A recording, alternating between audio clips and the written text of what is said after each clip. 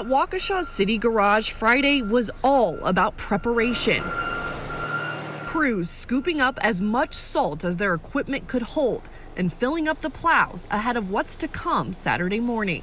Because this storm starts with rain, DPW says they did not pre-tree any of their roads here in Waukesha, but they have all 53 employees on call and ready to go. Well, I've heard 6 inches of wet, sloppy, heavy, what did I see last night? Heart attack, snow.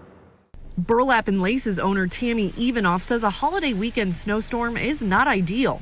Because the weekends obviously are where we make the most money. Our vendors, we have 100 vendors in the store, so they really count on those weekends. But while businesses and crews get ready, others feel they've been preparing all year. Is that a little helpful that maybe you don't have anywhere to go? It is, but it's quarantine time, so I wouldn't be really going anywhere. I don't think it's going to look much different. Like, what will we do? Watch things on Netflix, read.